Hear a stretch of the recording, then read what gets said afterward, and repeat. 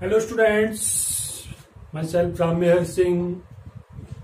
Welcome back to our YouTube channel. तो last time हमने 10th class का जो चैप्टर शुरू किया हुआ है रिफ्लेक्शन ऑफ लाइट, तो उसमें कनकेव मिरर से बनने वाली इमेजेस हैं जो डिफरेंट पोजीशन पे, उनके बारे में पढ़ा था। तो आज हम नेक्स्ट पढ़ते हैं usage of concave mirrors.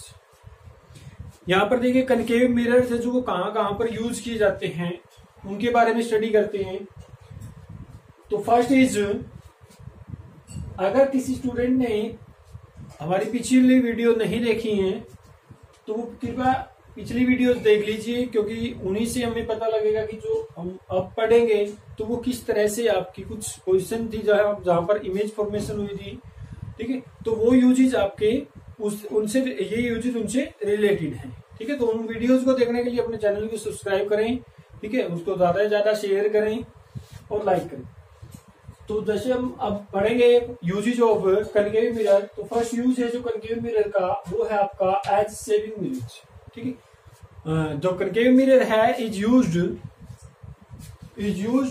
As a shaving mirrors to see large image and erect image. ठीक है, तो लार्ज और इरेक्ट इमेज देखने के लिए सेविंग मिरर्स के अंदर हम इसको यूज करते हैं।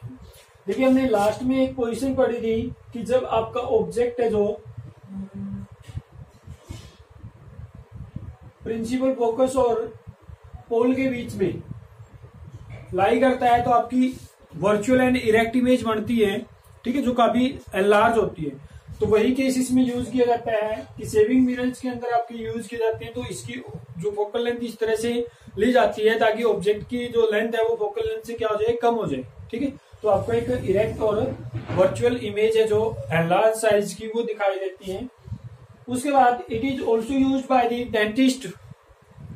तो डेंटिस्ट के द्वारा भी ये यूज किया जाता है ताकि उसको ज्यादा से ज्यादा लार्जर, जैसे आपके टीथ डेंटिस्ट होते हैं जो दांतों के दंत चिकित्सक जो इसको बोलते हैं, तो वो जो होते हैं वो इनका यूज करते हैं ताकि वो ज्यादा से ज्यादा लार्ज साइज करके उसका देख सके। ठीक है, उसके बाद ये यूज किया जाता है as the reflectors in torch, headlights and search lights. तो हेडलाइट्स जो होती हैं किसकी, व्हीकल्स की, ठीक है, या फिर जो आपकी टॉर्च होती हैं या फिर जो सर्च लाइट होती है उनमें जो रिफ्लेक्टर के तौर पर यूज किया जाता है। ठीक है, रिफ्लेक्टर की जगह ये यूज किया जाता है ताकि ये ज्यादा से ज्यादा लाइट को क्या करे, रिफ्लेक्ट होने के बाद जो पैरेलल रेज आती है वो रिफ्लेक्ट होने के बाद आपकी क्या होती है, किसी एक पर्टिकुलर डायरेक्शन में फोकस हो, तो उसके लिए आपके ये यूज किया जाता है, यानी कि लाइट बीम को फोकस करने के लिए। उसके बाद ये doctors head mirror to focus light.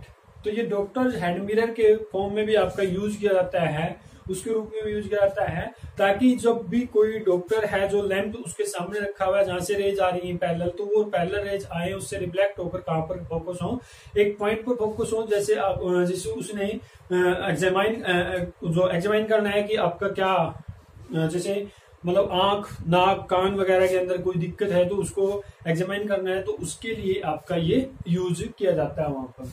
ठीक है, उसके बाद किया जाता है जी यूज सोलर फर्नेस के अंदर। देखिए सोलर फर्नेस होता है जो, उसके अंदर क्या किया जाता है, जो सनलाइट होती हैं वो आपकी क्या होती है, पैरेलल रेज है जो सनलाइट से वो आती है इनफाइनाइट से, तो एक आपका इस तरह से ये यूज किया जाता है मिरर। तो ये ताकि जो सारी की सारी सनलाइट्स आए जो पैरेलल आ रही हैं तो वो क्या हो जाए, आपके प्रिंसिपल फोकस के ऊपर फोकस हो जाए। ठीक है, तो उसके लिए ज्यादा एनर्जी एक पॉइंट पर फोकस करने के लिए आपका ये यूज किया जाता है किसके अंदर, सोलर फर्नेसेस के अंदर। ठीक है, तो ये कुछ यूजेस थे कनकेव मिरर्स के। ठीक है, उसके बाद कनकेव मिरर्स के अंदर जो हम पढ़ते हैं मिरर फार्मूला, जैसे आगे पढ़ेंगे उनसे रिलेटेड प्रॉब्लम है तो वो हम नेक्स्ट लेक्चर में स्टडी करते हैं। तो उसके बाद हमारे पास एक और मिरर रहता है जिसको बोलते हैं कन्वेक्स मिरर, यानी कि डाइवर्जिंग मिरर जो आपका है कन्वेक्स मिरर। अब उसके द्वारा जो इमेजेस बनती हैं तो वो कौन कौन सी पोजीशन पे इमेज जो बनेगी और कहां पर वो यूज किया जाएगा, तो उसके बारे में डिटेल से स्टडी करते हैं। अब अगर कनकेव मिरर में आपको एक प्रॉब्लम दे दे और बोल दे कि आपने क्या करनी है, एक लार्जर इरेक्ट इमेज है जो वो फाइंड आउट करनी है किसी भी ऑब्जेक्ट की, अगर वो किसी फोकस, प्रिंसिपल फोकस है जो कोई भी फोकल लेंथ 15 सेंटीमीटर अगर दी हुई है किसी कनकेव मिरर की उसके सामने रखना हो, तो आपने ये बतानी है कि किस पोजीशन पर आप ऑब्जेक्ट को रखोगे। ठीक है, तो आपको बताया है कि जो जब भी ऑब्जेक्ट आपका प्रिंसिपल फोकस और सेंटर ऑफ कर्वेचर जो प्रिंसिपल फोकस और पोल ऑफ दी मिरर, जब भी आपका कोई ऑब्जेक्ट रखा जाता है इनके बीच में, तो आपको एक एनलार्ज और इरेक्ट इमेज है, जो वर्चुअल इमेज है, जो वो आपको मिलती है। तो इसका मतलब जो इस प्रॉब्लम का सोल्यूशन है वो क्या होगा कि आप 15 सेंटीमीटर से कम डिस्टेंस पर कहीं पर भी ऑब्जेक्ट को रख दीजिए between the pole and principal focus, तो आपकी जो इमेज है वो कैसी बनेगी, एनलार्ज बनेगी और इरेक्ट बनेगी। तो इस तरह की प्रॉब्लम जो है वो पूछी जा सकती है। नेक्स्ट है जी image formation by concave mirror, convex mirror. Image formation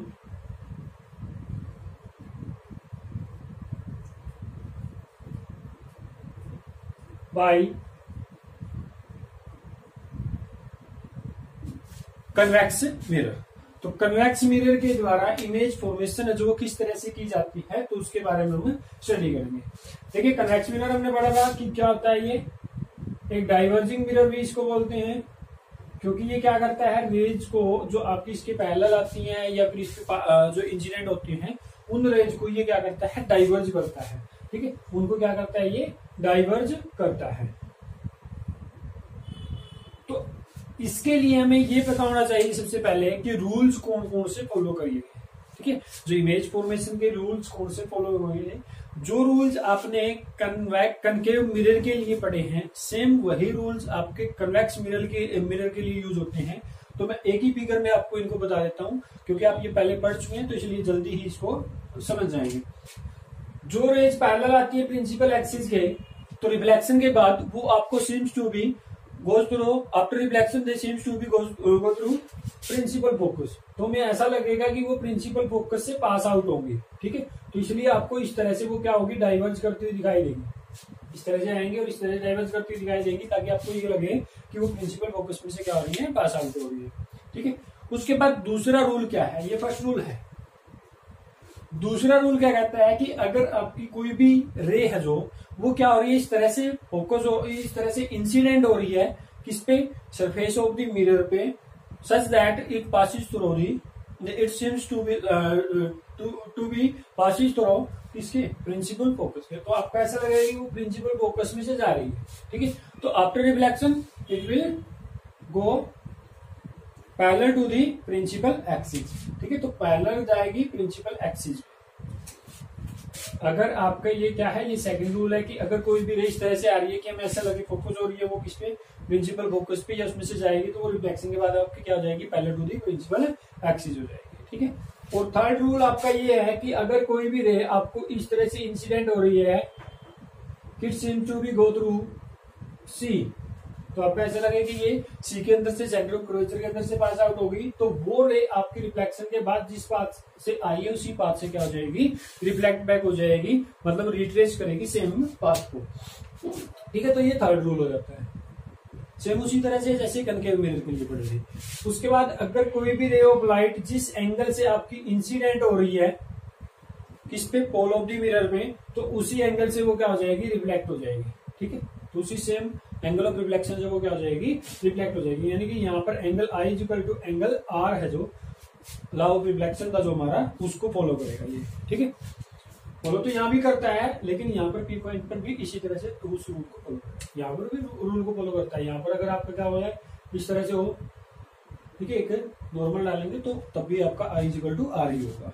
ठीक है, तो ये चार रूल है वही इमेज फॉर्मेशन के आपके, कि कैसे आपका एक कन्वेक्स मिरर है जो इमेज फॉर्म करता है। अब हम पढ़ते हैं कि जो कन्वेक्स मिरर है किस तरह से इमेज फॉर्म करता है इन रूल्स को यूज करके। अब अगर इमेज फॉर्मेशन हमने देखनी है बाय द कन्वेक्स मिरर, तो उसके लिए हमें पहले ये चीज पता होनी चाहिए कि ऑब्जेक्ट की पोजीशन कहां कहां पर हो सकती है कन्वेक्स मिरर के सामने, in front of the convex mirror. तो आपके देखिए, अगर मैं एक कन्वेक्स मिरर बनाता हूं यहां पर, तो आप शायद आइडिया लगा लेंगे कि कहां कहां पर उसकी पोजीशन है जो वो होनी चाहिए।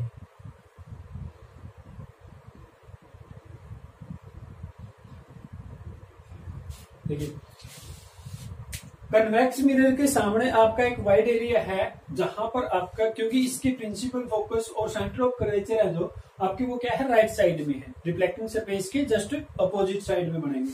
ठीक है, अब इसका जो रिफ्लेक्टिंग सरफेस है उसके सामने आपकी सिर्फ दो ही पोजीशन हो सकती है। ठीक है, दो पोजीशन क्या है कि या तो ऑब्जेक्ट कहां पर हो, इनफाइनाइट पे हो।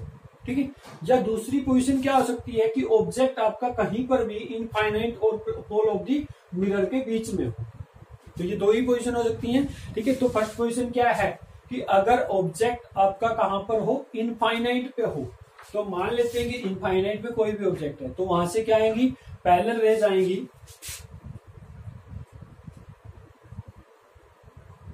इंसिडेंट रेज है जो वो इस तरह से आएंगी कि वो क्या होंगी, parallel to the principal axis.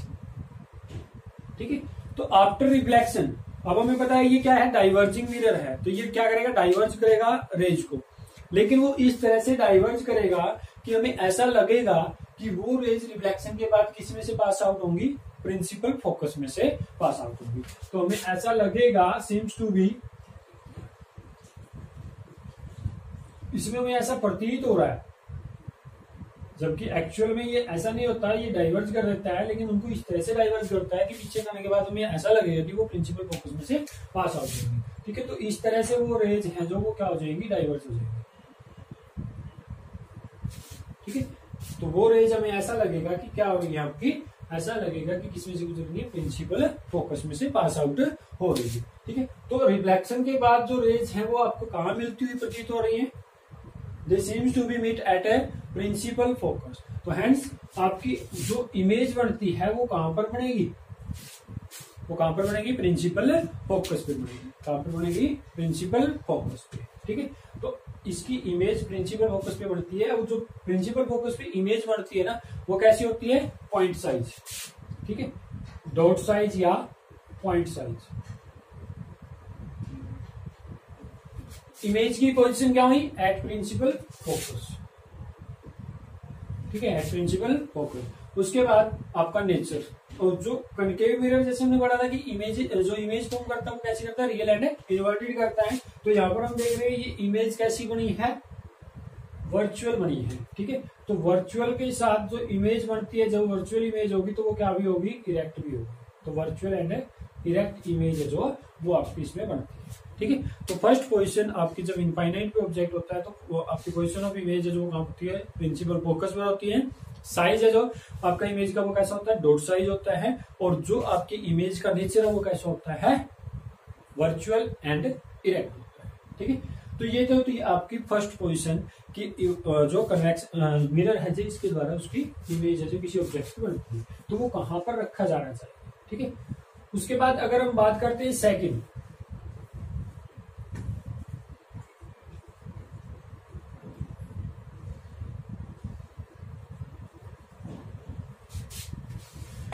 अब सेकंड पोजीशन है जो ऑब्जेक्ट की, हम इसमें कंसीडर करते हैं कि ऑब्जेक्ट है जो आपका कहीं पर भी इनफाइनाइट और किसके बीच में है, आपका जो इसका पोल है उसके बीच में है। ठीक है, पोल ऑफ द मिरर। तो यहां से जो फर्स्ट रे है, फर्स्ट रूल अप्लाई करेंगे। फर्स्ट रे जो आपकी क्या आएगी, parallel to the principal axis, और इस तरह से वो रिफ्लेक्ट होगी कि हमें ऐसा लगेगा कि वो किस में से जा रही है, प्रिंसिपल फोकस में से पास आउट हो रही है।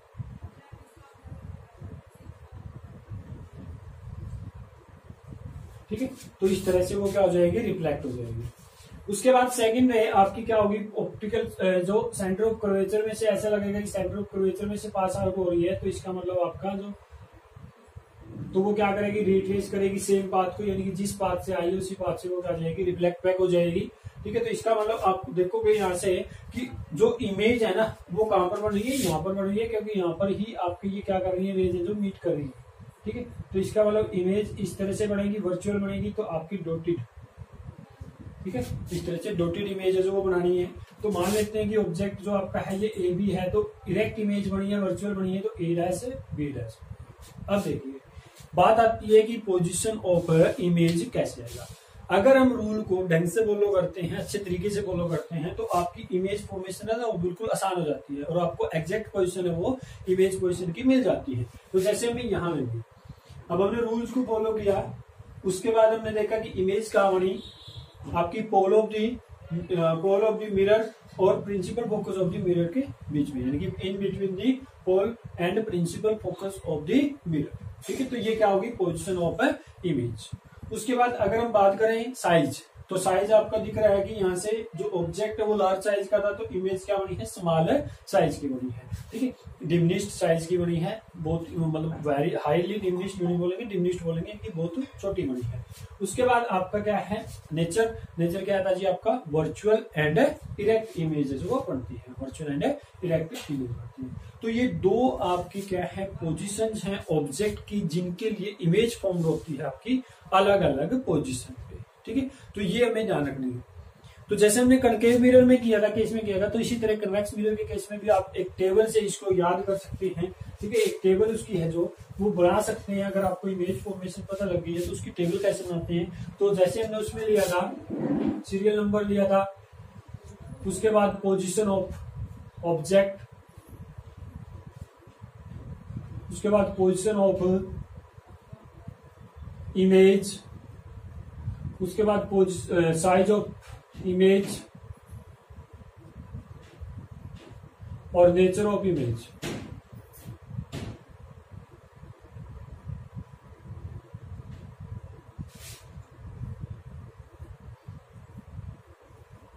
तो फर्स्ट में ऑब्जेक्ट आपका कहां पर था, इनफाइनाइट पर था, एट इनफाइनाइट। तो आपकी इमेज बनी थी एट प्रिंसिपल फोकस। ठीक है, इमेज का साइज था जो क्या था, highly diminished.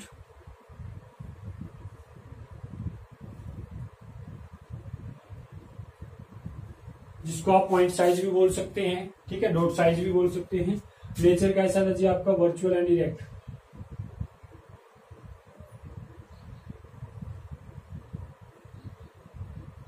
Virtual and erect. ठीक है, सेकंड जो पोजीशन थी वो आपकी कहां थी, बिटवीन इनफाइनाइट एंड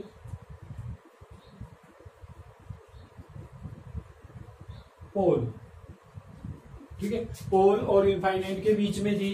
तो ऑब्जेक्ट की जो पोजीशन ऑफ इमेज था वो कहां बना था आपका, between principal focus and pole. ठीक है, between pole and principal focus. उसके बाद आपका साइज था जो वो क्या था, डिमिनिश्ड। ठीक है, और स्मॉल भी बोल सकती है इसको,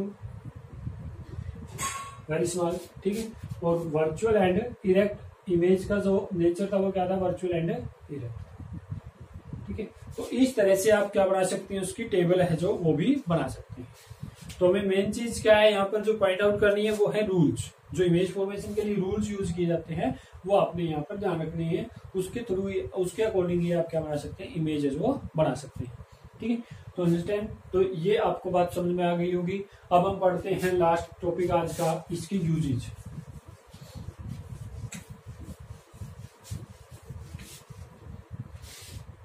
यूजेज ऑफ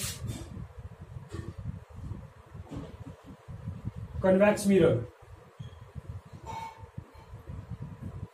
कन्वेक्स मिरर के यूजेज क्या है, तो ये आपका एक मिरर है जो rear view, side rear view mirror की फॉर्म में यूज किया जाता है। Rear view mirror as rear view mirror. ठीक है, तो ये रियर व्यू मिरर होता क्या है, देखिए कोई भी आपका व्हीकल है जो उसके साइड मिरर्स आपने देखे होंगे, साइड में जो मिरर लगे होते हैं, तो इन मिरर्स में आपका कनकेव जो कन्वेक्स मिरर है वो यूज किया जाता है। अब ऐसा क्यों किया जाता है, क्योंकि हमने इसके नेचर के बारे में पढ़ा था कि इमेज फॉर्मेशन है जो उसके नेचर के बारे में पढ़ा था कि वो वर्चुअल एंड इरेक्ट इमेज होगी। ठीक है, तो इसलिए, और साथ में दूसरी बात ये भी है कि जो आपकी इमेज बनती है वो इरेक्ट तो बनती है, साथ में हमें जो एक लार्ज एरिया है जो आपके व्हीकल के पीछे लार्ज एरिया है जो वो आपको दिखाई देता है, जिसके अंदर हम ये देख सकते हैं कि कौन सा व्हीकल हमारे पीछे जो बैक साइड है जो व्हीकल में वो आ रहा है। ठीक है, तो it is used as rear view mirrors in, या और the side mirrors in vehicles. ठीक है, तो दूसरा जो यूज है इसका वो आपकी सिक्योरिटी मिरर्स के रूप में, shop security mirrors as shop security mirrors, ठीक है। आपके सोप सिक्योरिटी मिरर्स की रूप में भी यूज किया जा सकता है। जैसे बड़ी बड़ी सोप्स होती हैं जो उनके उसके गेट पर, आपका गेट के ऊपर आपके ये क्या कर दिए जाते हैं, बड़े बड़े मिरर्स हैं जो वो लगा दिए जाते हैं, ताकि उनकी जो, जैसे कोई भी मतलब कि आपका कस्टमर आया है जैसे शॉप में, तो उसकी जो इमेज है ना वो आपके काउंटर पे बैठे हुए मालिक को दिखाई देती रहती है, ठीक है। और वो बिल्कुल इरेक्ट इमेज होती है, क्लियर इमेज होती है जो वो दिखाई देती है। तो जिसके कारण जैसे कोई चोरी वगैरह करता है, ठीक है, कोई आपका थिप वगैरह होता है, तो उसको पकड़ने में ये क्या करता है, हमारी मदद करता है। इसलिए इसको क्या बोलता है, बोला है सिक्योरिटी मिरर जो वो बोले हैं, ठीक है। तो ये दो यूजेज हैं आपके किसके भी, कन्वेक्स मिरर के। उसके बाद अगर हम बात करते हैं कि हमसे क्वेश्चन ये अराइज किया जाए कि why concave mirrors are not used in rear view mirrors, ठीक है। रियर व्यू मिरर्स के लिए कनकेव मिरर्स जैसे वो यूज क्यों नहीं किए जाते हैं, तो एज यूजुअल तो हमें पता है, जैसे कि आप पढ़ चुके हैं पहले भी, कि जो कनकेव मिरर है वो आपकी क्या करते हैं, रियल एंड इन्वर्टेड इमेज बनाते हैं। इमेज तो रियल होगी लेकिन कैसी होगी, इन्वर्टेड होगी। अब इन्वर्टेड इमेज बनती है तो आप हंसने लगेंगे ये बात सुनकर कि अगर इन्वर्टेड इमेज बनती है, जैसे हम उसको मिरर को यूज करते हैं, कनकेव मिरर को, तो पीछे से कोई व्हीकल आ रहा है, ठीक है, मान लीजिए बस आ रही है, ठीक है, तो बस का क्या होगा कि आपको एक इन्वर्टेड इमेज दिखाई देगी, यानी कि छत आपको नीचे की तरफ दिखाई देगी और टायर है जो वो आपको ऊपर की तरफ, ठीक है, रोड और टायर जो वो ऊपर की तरफ दिखाई देंगे। तो आप ये अनुमान ही नहीं लगा सकते कि हमारा जो व्हीकल है उसके पीछे पीछे क्या आ रही है, एक बस आ रही है, ठीक है, क्योंकि हम उस इमेज को क्या नहीं कर पाएंगे, एनालाइज नहीं कर पाएंगे कि किस तरह का व्हीकल है जो हमारे पीछे आ रहा है, ठीक है। तो इस वजह से आपकी कनकेव मिरर्स हैं जो वो यूज नहीं किए जाते for the rear view mirrors, ठीक है, अंडरस्टैंड। तो आपको ये बात समझ आ गई होगी। तो आपका ये आज का हमारा लास्ट टॉपिक था। तो नेक्स्ट आपका जो हम टॉपिक्स करते हैं वो आपकी कुछ न्यूमेरिकल प्रॉब्लम्स करेंगे मिरर्स के लिए, और मिरर फार्मूला है जो मिरर फार्मूला और मैग्निफिकेशन फॉर दी जो स्फेरिकल मिरर्स है वो करेंगे नेक्स्ट लेक्चर में, ठीक है। तो उम्मीद है कि तब तक आप जो ये पिछले टॉपिक है हमारे उनको रिपीट कर लेंगे, उनको अच्छे से स्टडी कर लेंगे, ठीक है, और हमारे चैनल को सब्सक्राइब कर देंगे, ठीक है, ताकि आने वाले वीडियो की नोटिफिकेशन आपको मिलती रहे। और साथ में आपके जो फ्रेंड्स हैं उनके जो आपके व्हाट्सएप ग्रुप्स हैं या फेसबुक ग्रुप्स हैं जो उनके अंदर आप इसको शेयर कीजिए, ताकि उनको भी पता लगे चैनल्स के बारे में और वो भी इसको सब्सक्राइब करके अपनी स्टडी है जो वो जारी रखें अच्छे से, ठीक है। तो अगर किसी बच्चे का कोई डाउट है तो वो कमेंट बॉक्स में आप कमेंट कर सकते हैं, ठीक है। तो तब तक के लिए आपका goodbye, thank you, best of luck.